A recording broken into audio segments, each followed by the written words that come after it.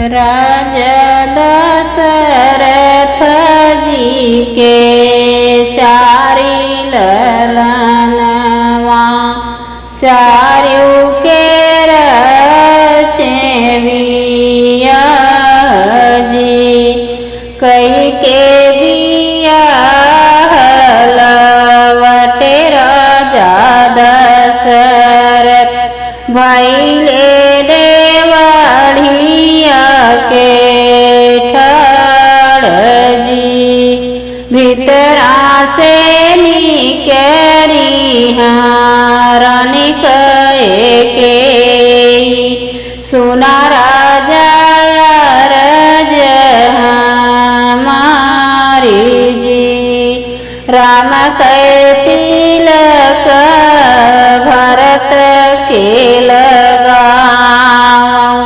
राम के दियो बनवास जी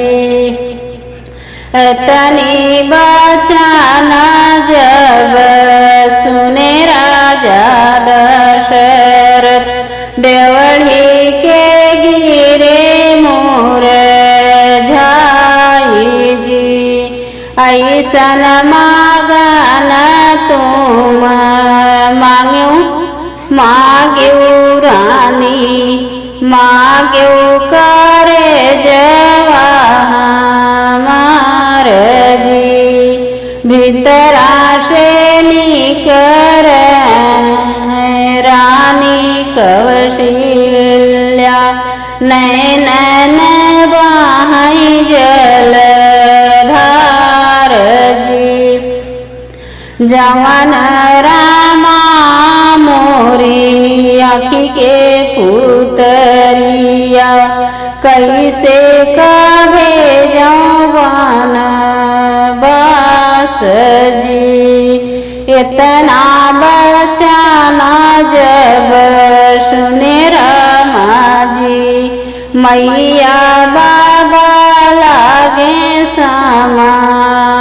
समझाई जी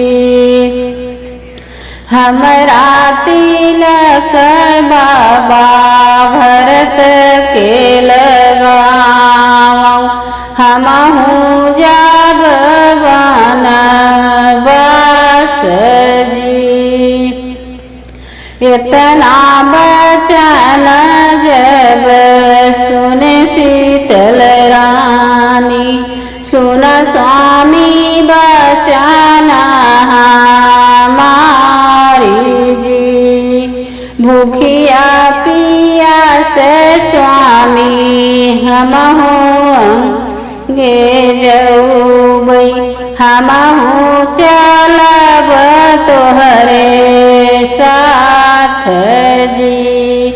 आगे आगे रामा चले पीछे से लक्ष्मण बिचवा में जनक दुलारी जी मैया बाबा रोवई घर के भीतरवा रोवई नगरिया के लोग जी अगना में रोवई तुलसी का पेड़वा तीनों जाने चले बनवास जी